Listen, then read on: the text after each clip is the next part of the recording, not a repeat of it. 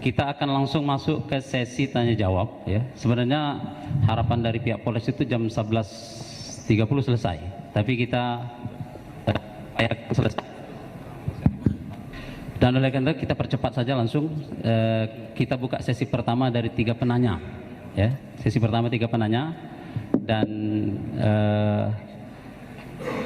kita minta pertanyaan tidak bertele-tele, maksimal 2 pertanyaan dan ditujukan kepada siapa penanyanya, sebutkan namanya siapa, dari mana, dan ditujukan kepada siapa. Pertanyaan fokus kepada masalah-masalah yang usul ya, yang furu itu kita tidak perlu kupas di tempat ini. Dan kalau pertanyaan melenceng, saya sebagai moderator akan meng-cut ya. Itu aturan main yang sudah kita sepakati. Silakan penanya, dari mana? Oh, banyak ini nih. Kita mungkin ada penasaran itu first lady ini. First lady, kita minta ibu-ibu dulu. First lady. Lady first. Silakan ibu-ibu. Lady first. Ini.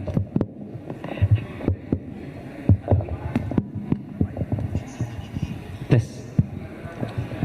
Silakan dikasih mic-nya. Sebutkan nama dan ditujukan kepada siapa pertanyaan itu.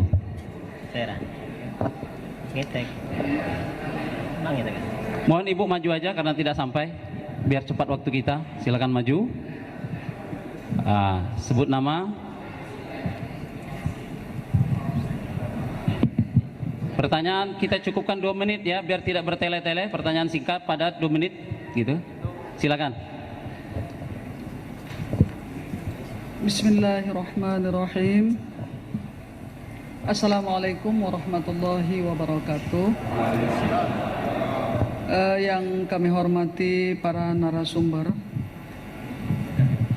sebagaimana tadi sudah kami dengarkan dialog bersama-sama tadi, sebenarnya saya ingin menyampaikan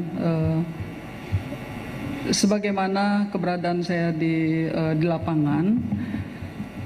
Salah satu di antaranya, mohon maaf, sebut nama dulu, dari mana? Nama saya Mariano Munte. Mariano Munte, dari kepengurusan MUI Kecamatan Meral. Dan ditujukan kepada siapa pertanyaannya? Ditujukan kepada Bapak narasumber dari Syiah. Satu di antaranya, yaitu sebenarnya tadi sudah disampaikan di dalam dialog, tapi di sini saya menyampaikan bahwa menurut Bapak, sesatkah Sunni itu? Kalau tidak sesat, kenapa menyebarkan Syiah pada orang-orang Sunni sebagaimana disebutkan tadi? Karena hal ini akan menimbulkan suatu perpecahan, perselisihan di tengah-tengah masyarakat. Inilah permasalahan sekarang yang kami hadapi. Kemudian yang kedua, tentang masalah nikah mut'ah itu, kami ingin tahu itu dalil naklinya yang ada di dalam Al-Quranul Karim dan dalil hadis Rasulullah Sallallahu Alaihi Wasallam. Kenapa nikah mut'ah ini dihalalkan? Itu saja. Sekian, terima kasih. Wassalamualaikum warahmatullahi wabarakatuh. Waalaikumsalam warahmatullahi wabarakatuh.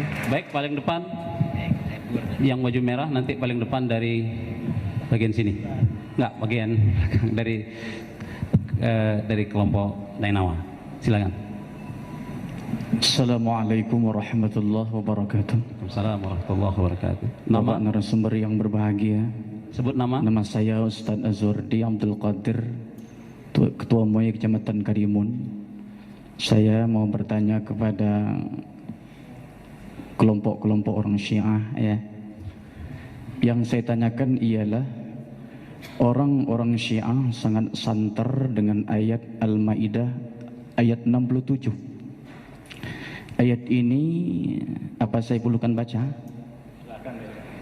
Ya ayyuhar rasul balligh ma unzila ilaika min rabbik wa illam taf'al fama ballaghta risalatah wallahu ya'simuka minan nas innallaha la yahdil qaumal kafirin. Al-Maidah ayat 67. Ayat ini menurut orang Syiah yang saya baca, dan ini adalah buku Syiahnya, ya. Saya dapat hadiah dari Said Aqil Al-Atas. Ini bukunya ada Saqifah Awal Persisian Umat, dapat hadiah.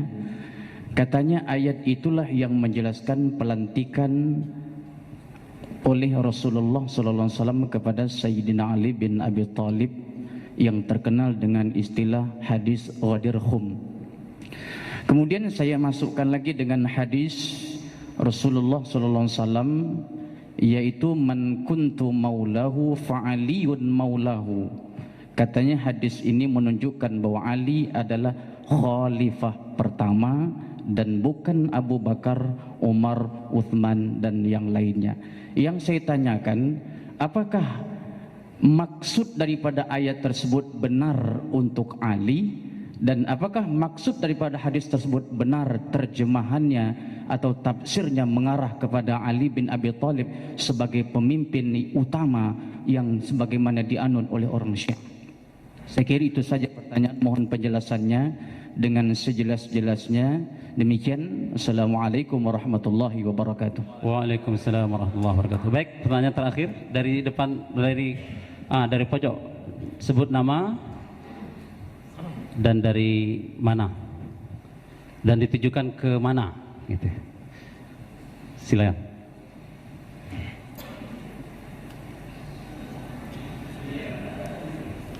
Pakai yang ini aja.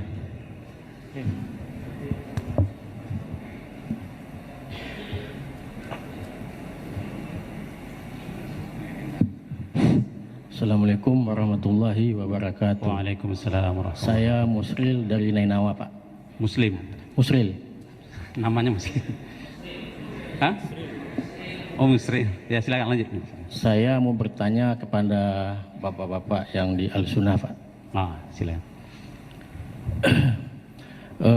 Terima kasih atas kesempatan yang diberikan. Setahu saya, Nabi memang meninggal 11 Hijriah. Kemudian Ahlu Sunnah muncul 270 Hijriah yang dibawa oleh Abu Musa Al-Asy'ari dan Abu Hasan Al-Maturidi. Pertanyaan saya adalah, dari 11 Hijriah ke 270, umat ini pegang ajaran apa? Itu satu. Yang kedua, pengangkatan khalifah atau imam pengganti setelah Nabi itu berdasarkan Al-Quran yang ditentukan oleh Allah atau diangkat oleh manusia. Terima kasih. Assalamualaikum warahmatullahi wabarakatuh. Singkat, padat ya. Ada 3 penanya pertama kita buka, dan pertanyaan pertama itu ditujukan kepada pemateri dari Ahlu Sunnah. Saya pikir biar efisien waktunya, satu pertanyaan dari satu penanya kita cukupkan untuk 10 menit saja, satu jawaban. Silakan dari salah satu narasumber. Oke, terima kasih kepada Ibu ya pertanyaan.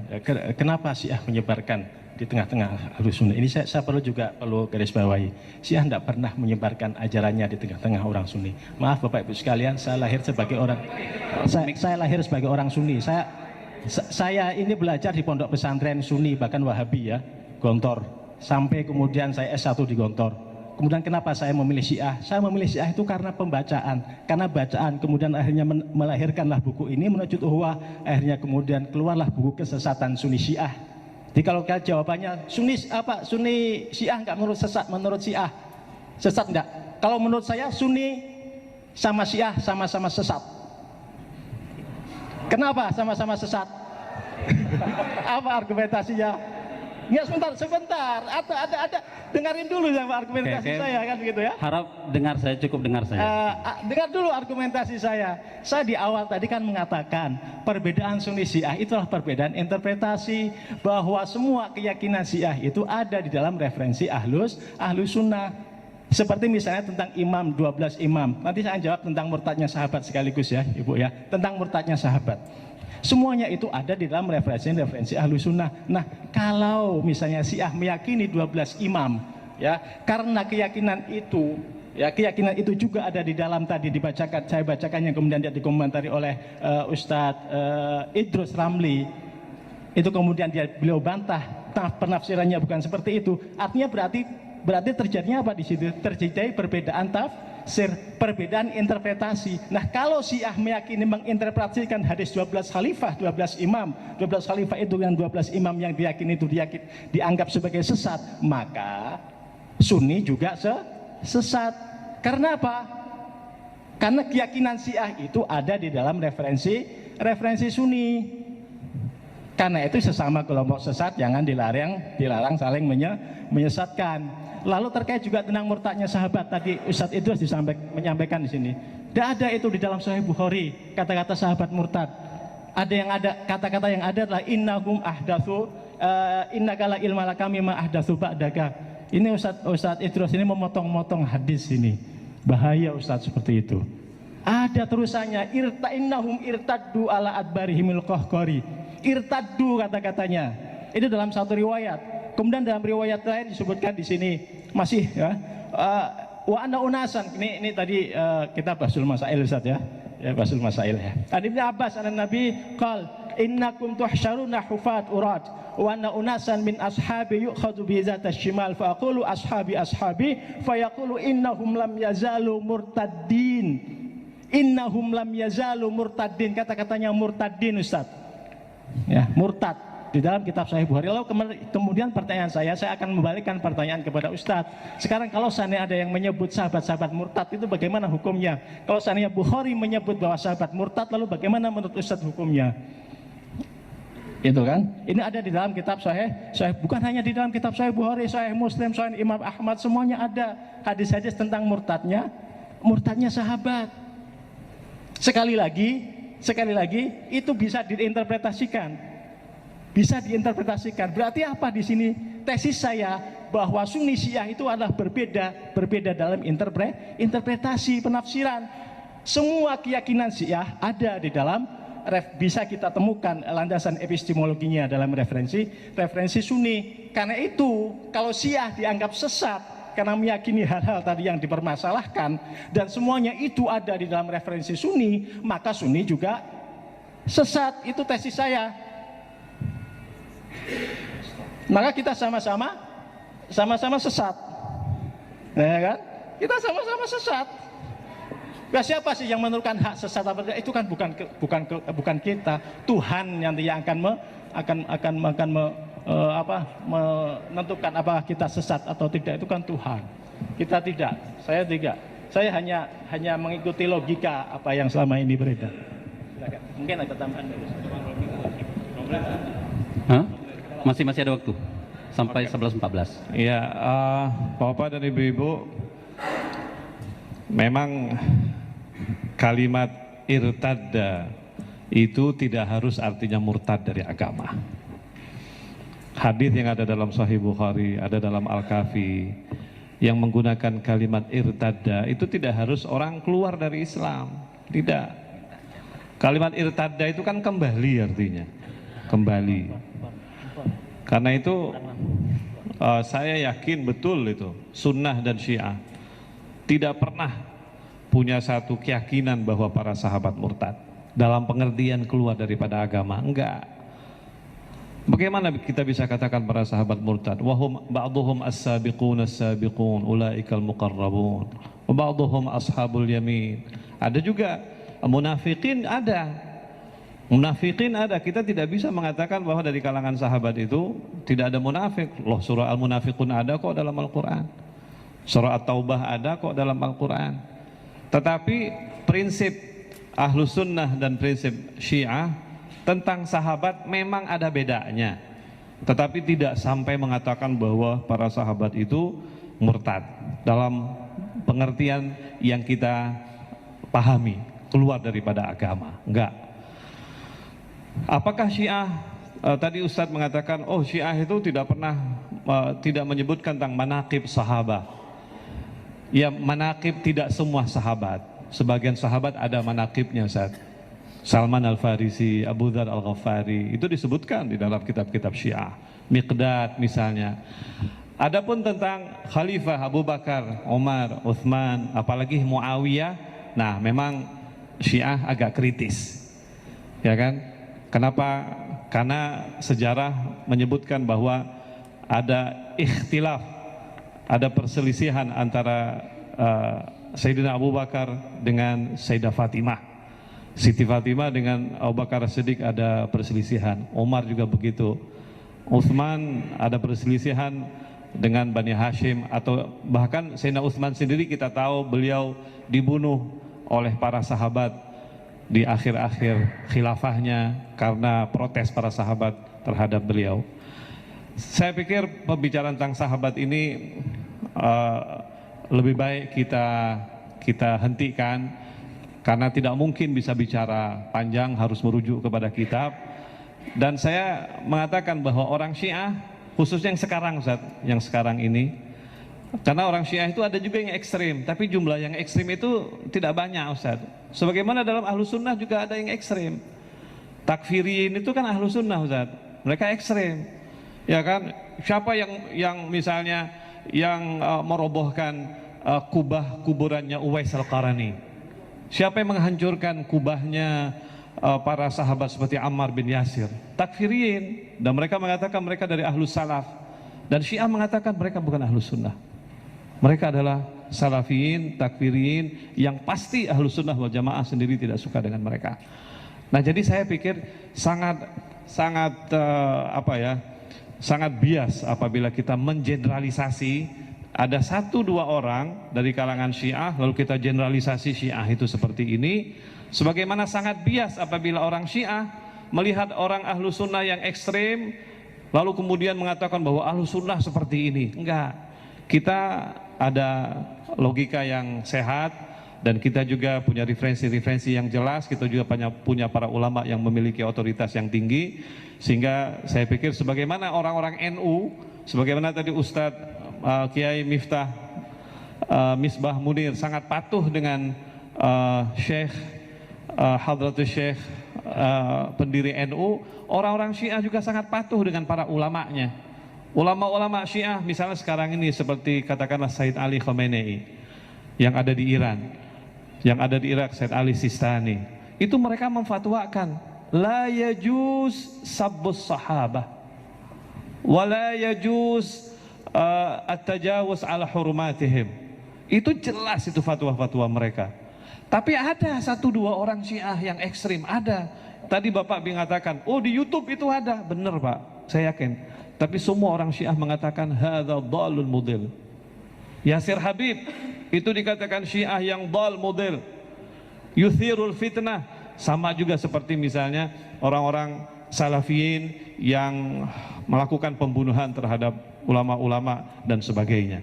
Jadi saya pikir dari dua belah pihak ada orang-orang seperti itu, tapi kita sangat dewasa untuk tidak melakukan generalisasi terhadap madhab apapun. Bapak dan Ibu-ibu, pertanyaan, dalam pandangan Syiah apakah Sunni itu sesat? Tidak sesat. Dan karena itu dalam fatwa-fatwa ulama-ulama Syiah, yajuzun nikah bi ahli sunnah wal jamaah rajulan au imra'atan. Semua madhab, semua ulama-ulama Syiah yang kontemporer, Bapak baca dalam kitab-kitab fatwa mereka mengatakan orang Syiah boleh nikah sama orang Sunni. Itu mengatakan berarti orang Sunni benar dong. Waktu jadi tidak ada mengatakan bahwa orang Sunni itu sesat, tidak ada. Dan karena itu bergandeng tangan. Di dalam buku ini Bapak dan Ibu, di hadapan Anda ada sebuah buku namanya The Message, The Aman Message, Risalah Aman. Di belakangnya ada gambar orang Syiah dan orang Sunni berpelukan. Di sini ada fatwa yang mengatakan bahwa 8 madhab dalam Islam yang boleh Anda beribadah dengannya. Termasuk diantaranya Syiah Ithna Asyariyah yang menandatangani 500 ulama dunia. Termasuk diantaranya NU Ustaz. Hashim Muzadi menandatangani ini. Tuti Alawiyah menandatangani ini. Kenapa kita harus kemudian ngotot-ngotot bahwa mereka pada waktu itu berbeda dengan waktu sekarang? Ini adalah representasi dari pendapat Ahlus Sunnah wal Jamaah tentang Syiah. Wassalamualaikum. Oke, ada tanggapan 10 menit dari pihak Sunni. Silakan, salah satunya. Baik, singkat saja, saya jadi bingung. Enggak, begini, masalah waktu. Berarti silakan. Kan di tengah moderator, silakan bantah. Begini Pak Habib mengatakan tidak sesat, tetapi Ustadz mengatakan Sunni juga sesat. Jadi bingung juga kami mau ikut siapa. Tapi yang jelas saya mengatakan Ahlus Sunnah wal Jamaah itu firqatun najah, kelompok yang selamat, insyaallah. Amin. Karena itu mengapa di Indonesia banyak begitu. Kemudian perilaku-perilaku semacam itu kalau memang tidak pantas dikeluarkan, tolong kitab-kitab ini dikoreksi. Pernyataan tegas. Jangan sampai itu soal representasi, soal penafsiran, multitafsir dan sebagainya. Saya katakan ini karena sudah ada fakta, maka mari bersama-sama hal semacam ini tidak boleh dikeluarkan lagi. Sehingga nanti kita bisa bertemu dalam koridor Negara Kesatuan Republik Indonesia. Terima kasih. Saya mengomentari pernyataan Ustadz Dr. Babul Ulum di dalam riwayat Al-Bukhari, irtaddu ala adbarihim al-qahqara. Mereka kembali pergi ke belakang. Nah, ini nas-nas seperti ini di dalam Al-Bukhari, ini konteksnya adalah juz'i. Kalau di dalam ilmu logika, mantek itu juz'iyah. Jadi bukan kuliah. Nah, ini oleh Anda dianggap sebagai teks yang general secara umum. Dan kalau kita memahami hadis di dalam Al-Bukhari atau ayat Al-Quran, itu harus difahami secara keseluruhan, jangan sepotong-sepotong. Jadi misalnya selain ada hadis ini, berarti memang ada orang sahabat yang memang setelah itu melakukan pelanggaran. Misalnya seperti munafiqun atau orang yang murtad setelah ditinggal wafat Rasulullah SAW. Tetapi ini tidak menafikan bahwa selain itu adalah tetap akhyar, orang-orang terbaik. Karena dalam hadis lain, khairul quruni qarni, sebaik-baik generasi adalah generasiku. Seperti yang disampaikan oleh Habib Hussein Syihab. Kemudian saya kurang setuju pernyataan Anda kita sesat semua. Tidak, kalau kami tetap meyakini kami Ahlus Sunnah wal Jamaah bukan aliran sesat. Jadi saya kira kita ini tidak perlu bertaqiyah atau menutup-nutupilah. Jadi kalau amalan-amalan kita ya kita terang-terangan, kalau tawasul, tabaruk ini dalilnya kami juga melakukan. Kita tidak sembunyi-sembunyi. Kemudian tadi ada penanya, bagaimana Ahlus Sunnah wal Jamaah itu muncul 270 tahun setelah Nabi wafat, yaitu pada masa Imam Abul Hasan Al-Asy'ari. Itu mazhabnya. Jadi mazhabnya itu mazhab ini artinya manhaj, metodologi dalam mempertahankan dan mensosialisasikan ajaran Ahlus Sunnah wal Jamaah. Jadi Imam Asy'ari ini kata para ulama tidak membuat ajaran baru, tidak membuat cara-cara baru. Beliau ini hanya membangun metodologi. Sama dengan mazhab fikih. Kalau mazhab fikih ada ada mazhab Hanafi, Maliki, Syafi'i, Hambali. Nah, sebelum empat mazhab ini, orang tidak sholat? Ya sudah sholat. Sholat juga sudah sholat, akidah sudah akidah. Cuma Imam Asy'ari dan Al-Maturidi ini membangun metodologinya. Jadi bukan membangun mazhab Ahlus Sunnah wal Jamaah. Kalau Ahlus Sunnah wal Jamaah memang ajaran Islam murni yang asli seperti yang diajarkan oleh baginda Rasulullah SAW dan dipraktekkan, disebarluaskan oleh para sahabat radhiyallahu anhum. Sesuai dengan hadis ma ana alaihi wa ashabi, golongan yang selamat, golongan yang mengikuti ajaranku dan mengikuti para sahabatku, bukan yang lainnya. Kemudian saya juga perlu mengomentari, tadi ada hal yang belum saya komentari dari pernyataan Sayyid Hussein Syihab. Mengapa setelah Abu Bakar wafat justru menyerahkan kekuasaan kepada Umar? Kok tidak menyerahkan kepada umat? Dalam sejarah tidak seperti itu. Jadi setelah beliau ini hampir wafat, beliau ini sakit kritis, sebenarnya menyerahkan, coba sebelum saya meninggal kamu pilih pemimpin kamu. Di dalam kitab-kitab tarikh seperti itu. Ternyata para sahabat, hendak khalifah Rasulullah, kita ingin sampean yang memilih. Jadi minta Sayyidina Abu Bakar memilih. Karena meminta Sayyidina Abu Bakar memilih, akhirnya beliau memilih Sayyidina Umar bin Al-Khattab. Jadi awalnya memang beliau mengembalikan kepada umat agar memilih salah seorang di antara mereka. Ternyata mereka mengembalikan. Akhirnya beliau menetapkan bahwa Umar bin Khattab. Ini bukti bahwa imamah itu bukan bagian dari rukun iman. Karena seandainya imamah itu bagian dari rukun iman, mestinya Sayyidina Ali waktu itu bilang, loh ini kok masih perlu pilih-pilih, kan sudah ada saya. Ternyata Sayyidina Ali di dalam sejarah tidak mengatakan seperti itu.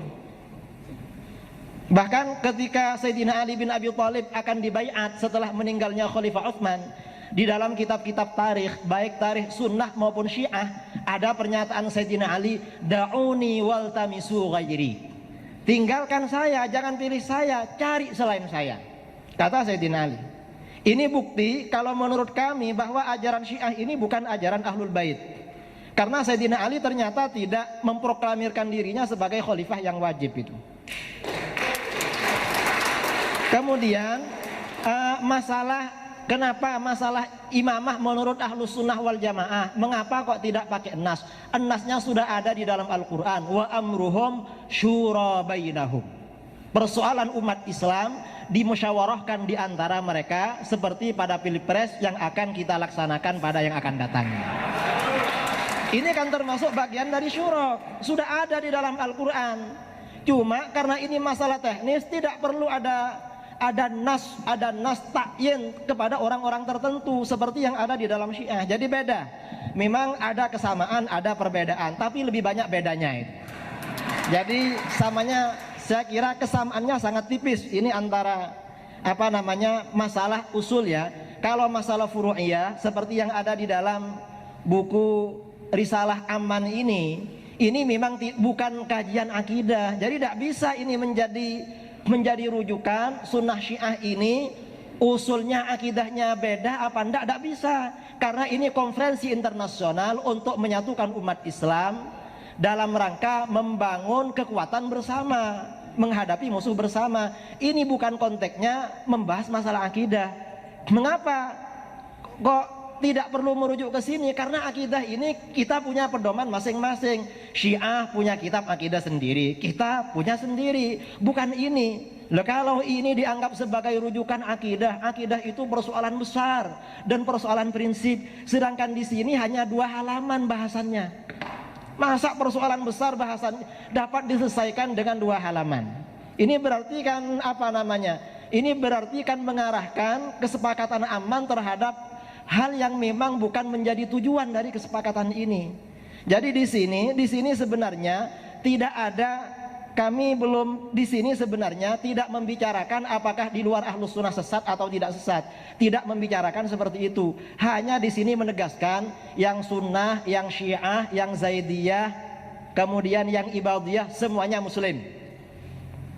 Dan ini memang benar, kami Ahlus Sunnah wal Jamaah tidak mengkafirkan Syiah. Imam Syafi'i mengatakan la nukaffiru ahadan min ahlil qiblah bidzambin irtakabahu ma lam yastahillah. Kami tidak punya prinsip mengkafirkan siapapun, orang yang sholatnya menghadap kiblat yang sama. Walaupun ada isu-isu Syiah katanya punya tempat lain, dan itu isu-isunya di internet, Beb. Bukan jadi haji kemana itu? Mana itu katanya itu? Jadi ziarah ke Karbala lebih afdol katanya. Tapi saya kira itu Syiah ekstrem, bukan Syiahnya beliau itu. Jadi mungkin segelintir aja itu. Jadi saya kira ini perlu kajian lebih mendalam lagi masalah seperti ini. Kemudian juga di masalah ini ya, kita ini tidak mengkafirkan ahlul qiblah. Di dalam kitab-kitab akidah, ahlul qiblah itu ada syarat-syaratnya. Memang Syiah ini bukan termasuk kelompok yang kafir, bukan ahlul bid'ah yang kafir, tapi di dalam kitab-kitab akidah itu ada kriterianya. Di kitab akidah Ahlus Sunnah wal Jamaah, di antara kriterianya masih percaya kepada Al-Quran. Alhamdulillah saudara kita percaya pada Al-Quran, berarti masih saudara dengan kita. Kemudian tidak menganggap istri-istri Nabi itu sebagai wanita-wanita yang tidak baik. Itu kriterianya. Kalau sampai menganggap istri Nabi sebagai wanita yang tidak baik, itu berarti sudah dianggap keluar dari Islam. Nah, sebagian bukunya saudara-saudara kita ya, saudara-saudara kita Indonesia, sebangsa setanah air yang Syiah, itu memang tidak mengatakan Aisyah tercela, tapi di bukunya menjelek-jelekan beliau. Jadi memang lisanul maqal tidak tegas menyatakan wanita tercela, cuma yang dibicarakan kejelekannya di dalam buku-buku Syiah itu. Seperti bukunya Kang Jalal yang berjudul Al-Mustafa, Sejarah Masa Muda Al-Mustafa. Kemudian saya juga perlu mengomentari masalah perbedaan antara Sayyidina Abu Bakar dengan Sayyidah Fatimah radhiyallahu anha. Pak Yai, mungkin kita cukup dulu. Sudah Nanti, cukup ya? Cukup. Nanti kita jawab dulu pertanyaan dari kedua 10 menit. Pertanyaan kedua tadi 10 menit, lalu kita tanggapin. Pertanyaan kedua yang kita mohon dijawab adalah tentang Al-Maidah ayat 56, pelantikan Ali, dan hadis mangkuntu maulahu fa'aliyun maulah. Apakah betul itu ditujukan untuk Ali? Tafadhol. Mungkin kita kurangi 5 menit aja ya, cukup nggak? Cukup ya, 5 menit saja, nanti ditanggapin 5 menit untuk pertanyaan kedua. Ada beberapa pertanyaan yang tadi belum sempat terjawab, misalnya masalah nikah mut'ah. Nah, ini kayaknya kalau bicara tentang nikah mut'ah semuanya pada suka nih. Bapak dan Ibu-ibu, memang syar'ah ini perbedaan yang cukup besar antara sunnah dan syiah di dalam menafsirkan nas. Sekali lagi, perbedaan syiah dan sunnah atau sunnah dan sunnah di dalam menafsirkan nas. Apakah itu nas Al-Quran atau nas hadis? Di antaranya adalah masalah nikah mut'ah. Nikah mut'ah itu di zaman Nabi pernah ada. Sunni berkata dalam riwayat Ahlu Sunnah wal Jamaah, nikah mut'ah itu pernah ada di zaman Nabi dan dilarang oleh Nabi. Jadi Rasulullah SAW mendapatkan firman, famastamta'atum bihi minhunna fa'atuhunna ujurahunna faridah. Itu barang siapa yang mut'ah dengan wanita, maka berikan kepadanya mahar sebagai sebuah fardu. Jadi nikah mut'ah itu sesungguhnya ada dalam Al-Quran dan diamalkan oleh sahabat Nabi. Ahlus Sunnah berkata bahwa nikah mut'ah itu sudah dimansuh, dilarang oleh Nabi. Tetapi Syiah berkata nikah mut'ah tidak pernah dilarang oleh Nabi. Dan karena itu sampai sekarang Syiah berkata nikah mut'ah boleh. Sebab apa? Sebab halalu Muhammad halalun ila yaumil qiyamah, wa haramu Muhammad haramun ila yaumil qiyamah. Sesuatu yang halal yang sudah disyariatkan oleh Rasulullah sampai hari kiamat tetap halal. Dan begitu juga yang haram. Nah, jadi perbedaan di dalam mansuh atau tidaknya ayat tentang nikah mut'ah. Nah, Ahlus Sunnah berkata ayat nikah mut'ah itu dimansuh oleh sebuah ayat dalam surah Al-Mu'minun. Qad aflahal mu'minun alladzina hum fi salatihim khashi'un, sampai pada ayat walladzina hum li furujihim hafizun. Jadi konon ayat itu memansuh. Tetapi kalau kita lihat asbabun nuzulnya, ayat ini justru turunnya sebelum ayat mut'ah. Karena itu Syiah bilang nggak mungkin ayat yang sebelumnya itu memansuh ayat yang sesudahnya. Tapi sekali lagi ini adalah sebuah perbedaan yang karena itu lahirnya perbedaan madhab ini. Masalah tadi Al-Maidah ayat 56. Penafsiran Al-Maidah ayat 56. Oke, tentang surah Al-Maidah. Bro? Ya, Ibu mohon duduk aja, Ibu mohon duduk. Silakan. Surah Al-Maidah. Nah, surah Al-Maidah yang berbunyi ya ayyuhar rasul balligh ma unzila ilaika mir rabbik wa illam taf'al fama ballaghta risalatah wallahu ya'simuka minan nas.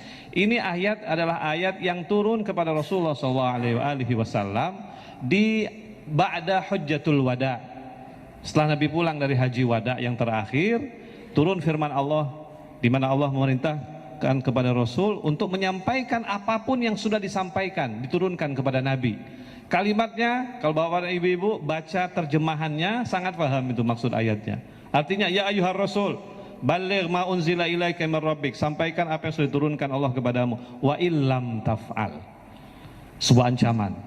Apabila engkau tidak lakukan itu, fama ballaghta risalatah, berarti engkau tidak sampaikan seluruh risalahmu. Ini ayat turun di akhir hayat Rasul, setelah Rasul pulang dari haji yang terakhir. Pertanyaannya, kenapa Allah Subhanahu wa ta'ala sampai mengancam Rasulullah? Seandainya engkau tidak sampaikan, berarti engkau tidak sampaikan seluruh risalahmu. Sementara hampir seluruh risalah Rasulullah, risalah Allah sudah disampaikan oleh Rasulullah, dari hukum yang paling kecil sampai hukum yang paling besar. Nah, kemudian dari situ Rasulullah SAW mengumpulkan para sahabatnya di sebuah tempat namanya Ghadir Khum.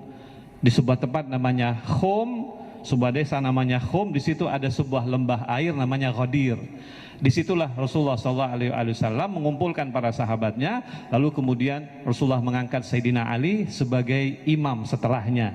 Sebuah hadis Rasulullah yang sangat panjang, yang antara lain bunyinya begini, man kuntu maulahu fa'aliyun maulahu. Barang siapa yang menjadikan aku sebagai maulanya, maka Ali adalah maulanya. Allahumma wali man walahu wa adi man adahu. Nah, perbedaan antara sunnah dengan syiah adalah di dalam menafsirkan maula. Itu saja perbedaannya. Ahlu sunnah bilang maula di situ bukan pemimpin, maksudnya adalah sahabat Nabi, kekasih Nabi. Syiah berkata maula di situ adalah pemimpin, sebagaimana Rasul berkata, alastu aula minkum, bukankah aku lebih utama daripada kalian? Semua sahabat bilang, na'am, engkau lebih utama daripada kami. Baru Rasulullah berkata, man kuntu maulahu fa'aliyun maulahu. Nah, jadi Bapak dan Ibu-ibu, Syiah berpendapat bahwa ini adalah ayat yang turun kepada Rasul, kemudian sabda Rasul yang mengatakan bahwa setelah Rasulullah adalah Sayyidina Ali sebagai pemimpin setelahnya. Dan karena itu kenapa Syiah ketika berbicara tentang imam, Ustadz, imam dalam Syiah itu bukan hanya imam politik. Ali itu bukan hanya dipahami oleh orang Syiah sebagai pemimpin politik sebagaimana khalifah pertama, kedua, dan ketiga. Ali itu adalah wasiyu Rasulillah. Jadi dia ini adalah yang menerima wasiat Nabi, yang merupakan pemimpin spiritual dan juga pemimpin sosialnya. Karena itu kenapa Syiah merujuk kepada Sayyidina Ali setelah mereka merujuk kepada Rasulullah Shallallahu Alaihi Wasallam. Mungkin cukup jawaban dari pertanyaan tadi. Silakan dari pihak Sunni untuk menanggapi. Mangkuntu aliyan, mangkuntu maula. Baik, jadi kalau versi kami perbedaannya sudah ditulis di sini. Kami sudah sebarkan pemahaman soal Quran yang ditanyakan oleh Bapak. Saya kira saya sudah tidak usah baca nanti karena waktunya sangat sempit, ini mau selesai. Ala kulli hal, pertemuan ini sebenarnya ingin ada klarifikasi. Oh, bagaimana pandangan mut'ah? Tadi sudah jelas kan? Ini direkam ini. Dan ini akan sampai ke nasional nanti. Jadi pernyataan, oh di pandangan kami jelas mut'ah itu ya sama dengan zina. Kami menganut begitu. Kalau Anda mengatakan, oh tidak, beda. Tapi mut'ah sudah disebutkan di kalangan Syiah boleh. Ini adalah nikahul mu'aqqad. Iya, nikah mu'aqqad. Sudah jelas.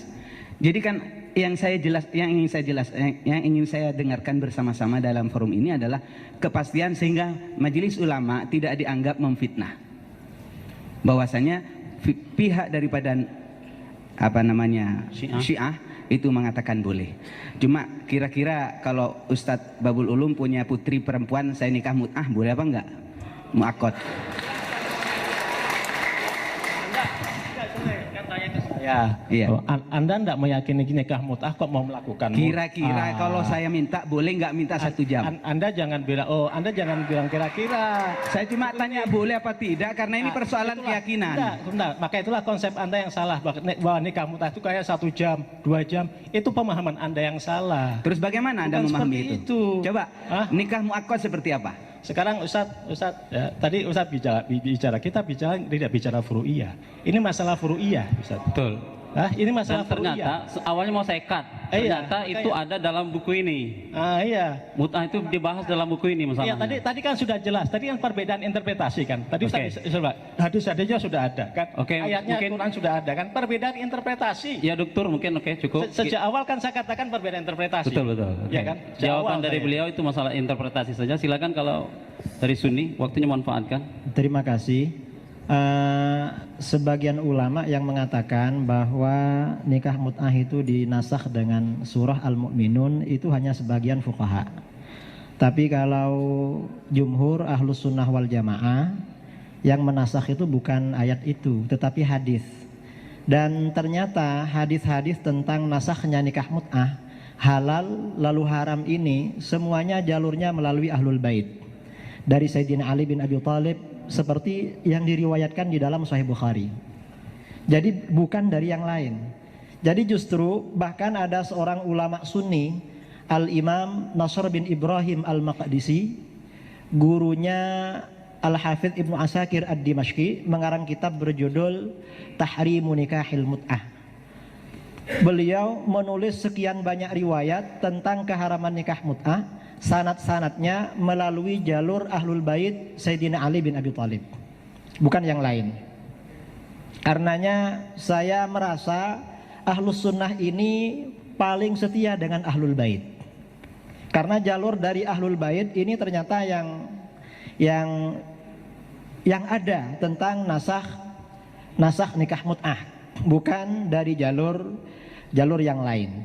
Kemudian masalah hadis Ghadir Khum dengan ayat Balligh ma unzila ilaika mir rabbik, ini Ustadz Habib Husain Syihab menyampaikan riwayat itu mungkin satu versi riwayat, tetapi kami tidak menganggap bahwa tabligh yang ada di sini adalah khusus dengan imamah.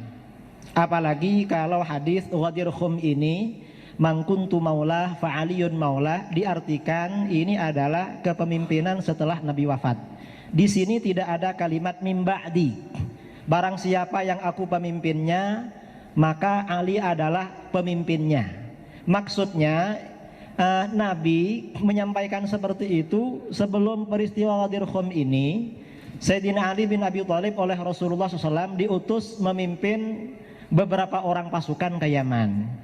Kemudian ada konflik antara beliau dengan salah seorang pasukannya. Akhirnya dilaporkan kepada Rasulullah. Lalu kata Rasulullah menyampaikan mangkuntu maulah fa'aliyun maulah. Maksudnya pemimpin dalam hal itu. Kalau masih menganggap saya pemimpinnya, mestinya mulai kemarin-kemarin ke Yaman ya Ali itu pemimpinnya. Jangan sampai membangkang. Itu maksudnya. Jadi Ahlus Sunnah wal Jamaah ini memahami hadis mangkuntu maulah fa'aliyun maulah sesuai dengan konteksnya. Jadi tidak difahami secara general, pemimpin dalam segala bidang. Kemudian yang ketiga, kami menganggap Khulafaur Rasyidin, Sayyidina Abu Bakar, Umar, Utsman, Ali, beliau itu bukan hanya pemimpin di dalam bidang politik, tetapi juga pemimpin di dalam bidang agama. Karenanya di dalam hadis ada yang berbunyi fa'alaikum bisunnati wa sunnatil khulafair rasyidin min ba'di.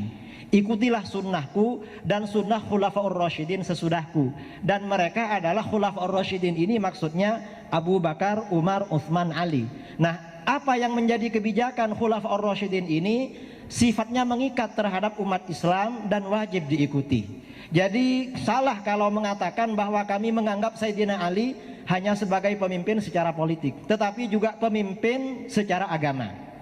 Apalagi Ahlus Sunnah wal Jamaah. Ahlus Sunnah wal Jamaah di Indonesia ini di antara celah-celah sholat taraweh, kalau sudah dapat empat salam, yang pertama biasanya Ahlus Sunnah ini imamnya mengatakan Al-Khalifatul Awwal, Amirul Mukminin Sayyiduna Abu Bakrin As-Siddiq. Ini simbol bahwa Khalifah Abu Bakar bukan hanya pemimpin secara politik, tetapi juga pemimpin secara agama dalam sholat taraweh. Dan saya kira membahas masalah nikah mut'ah ini sebenarnya masalah furuk, tidak perlu dibahas. Mungkin yang ingin didengar oleh orang-orang ini, karena ada begini Beb, di dalam kitab-kitab Syiah itu orang nikah mut'ah itu pahalanya lebih besar daripada ibadah yang lain. Ya mungkin itu hadis palsu, cuma itu di move ya oleh orang. Mungkin itu yang ingin ditanyakan karena dianggap ibadah. Nikah mut'ah itu dianggap ibadah. Walaupun saya mungkin husnudzon kepada antum menganggap itu hadis yang tidak sahih. Sebagaimana antum tadi katakan tidak semua hadis di dalam kitab-kitab Syiah itu sahih. Mungkin itu maksudnya sebenarnya yang ingin ditanyakan, cuma tidak kesampaian. Nah, barangkali masih ada Ustaz. Itu sekaligus tadi jawaban berkaitan dengan pengangkatan ganti setelah Nabi itu. Apakah dari Al-Quran atau musyawarah? Tapi sudah sebagian sudah dijawab Tadi saya kira bahwa masalah khilafah ini tidak ada nas yang qat'i. Jadi walaupun baligh ma unzila ilaika mir rabbik itu hanya penafsiran dihubungkan dengan satu riwayat. Kalau ini dianggap nas qat'i, saya rasa bukan. Dan beliau juga faham perbedaan nas dengan yang bukan nas. Kalau nas itu seperti misalnya sholat, aqimus sholah, dirikanlah sholat, itu tidak bisa didirikan pada yang lain. Atau misalnya zakat, wa atuz zakah. Atau misalnya seperti puasa, kutiba alaikumus syiyam, haji dan lain sebagainya. Itu namanya nas qat'i. Nah, kalau imamah, saya rasa walaupun beliau tidak akan mengakui ada nas yang secara qat'i di dalam Al-Quran, imam sesudahnya adalah Imam Ali bin Abi Thalib. Yang menyebut secara langsung Ali bin Abi Thalib, saya rasa tidak ada. Di dalam Al-Quran tidak ada ini. Kalau ada berarti bukan Syiah itu. Kalau menambah-nambahi ayat di dalam Al-Quran berarti sudah bukan Syiah. Karena Syiah ini menurut kita seperti yang ada di dalam buku ini masih Muslim itu. Kalau ada berarti bukan Syiah yang Muslim yang ada di sini. Saya rasa jelas Ustaz ya apa yang saya. Nah, kemudian kalau ada waktu saya menambah bahwa kepemimpinan para sahabat Abu Bakar, Umar dan Utsman itu tidak ada nas di dalam Al-Quran, tetapi ada isyarat di dalam hadis-hadis sahih. Jadi misalnya ketika ada seorang wanita datang kepada Rasulullah SAW lalu bertanya, Rasulullah, kalau engkau sudah tiada, siapa yang akan aku datangi sesudahmu? Kata beliau, iti Abu Bakar wa Umar. Ya, datangi Abu Bakar dan Umar. Jadi banyak sebenarnya nas-nas di dalam hadis yang mengisyaratkan kepemimpinan Khulafaur Rasyidin yang 4 di dalam hadis Bukhari dan Muslim.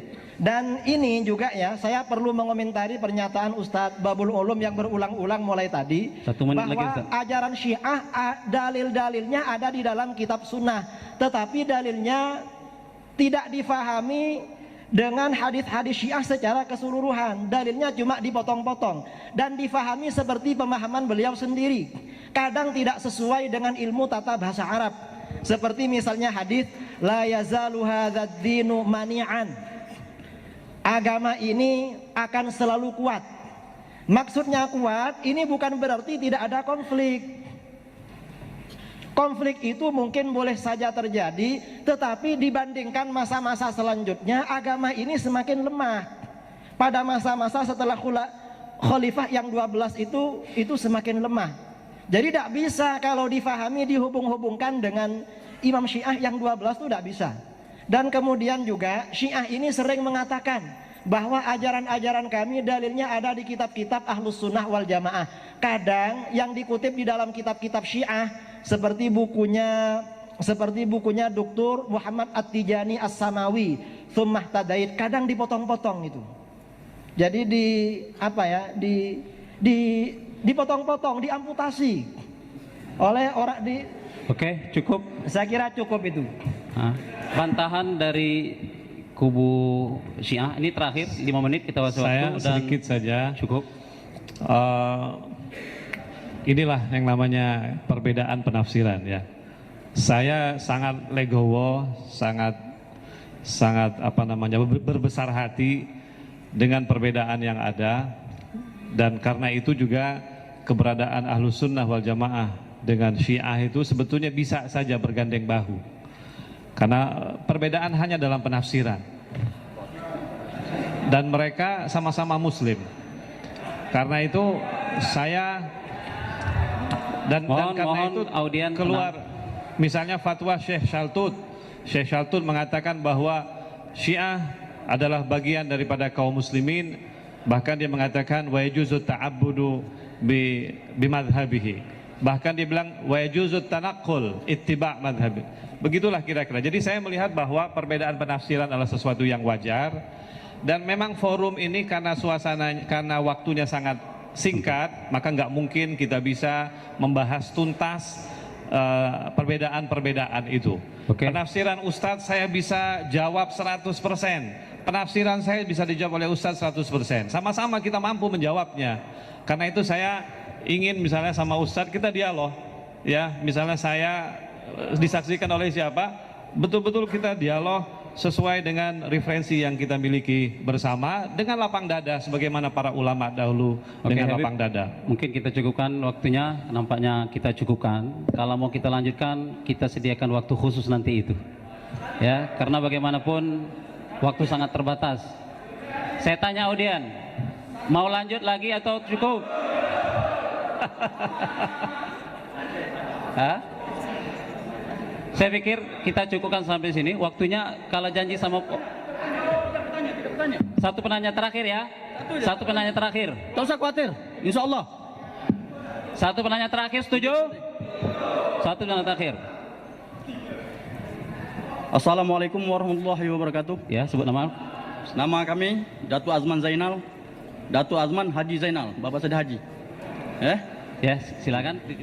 Saya minta moderator akan menjadi anak yang soleh. Amin. Saya tidak bertanya. Tuan-tuan, encik-encik di sini, di depan kami nih, adalah bawalah kami ke jalan yang baik, bukan dengan arahan yang menyesatkan kami. Saya ini mantan preman, bukan mantan ustad. Berilah yang paling ini. Tadi iman saya dah bagus, gini goyah balik. Ini yang jadi polemik ini. Islam itu kan bagikan tangan dari tangan satu ke tangan lain, tolong menolong, kan begitu. Saya tidak menjelekkan segi A, C, B lah. Kau perlu di sini suatu salah buat nih di Gedung Nasional. Kau perlu di Masjid Al Mubarak sana di Meral itu lebih religius. Oke, ataupun cukup. dekat Kubo. Cukup, bisa Tidak, kita ini pahami. saran saya Pak, Ya. moderator. Tak kami kerja bercakap, saya tak bisa bercakap. Berikan, yang sebenarnya. Kalau itu sesat atau apa, nampak kesesatnya tak perlu ada di muka bumi ini. Itu, jadi bukan kalau secara hukum, gugat aja. Mana yang betul yang salah? Kalau berdebat, ini menyatakan bahawa dua-dua sesat. Saya tak mau mikir sesat-sesat lah. Saya tak mau. Saya ingin surga. Ada 3 golongan Pak moderator. Nak masuk surga ada 3 golongan. Ditahan Allah. 1 orang berilmu. Ilmu tu gunakan dengan baik. Ajak orang yang bagus. Jelaskan. Oke, saya pikir sudah Kedua, masuk, sudah kita pahami. harta. Oke. Sudah Kita cukupkan sampai sini dulu. Mohon. Kondusif, aman. Ya, cukup. Sudah, itu Fatihah arahan sudah. saya Pak. Seorang preman Pak Ustaz. Oke, semuanya setuju? Siap? Selesai? Akhir kata wabillahi taufiq wal hidayah. Wassalamualaikum warahmatullahi wabarakatuh Ustaz. Waalaikumsalam warahmatullahi wabarakatuh. Cukup.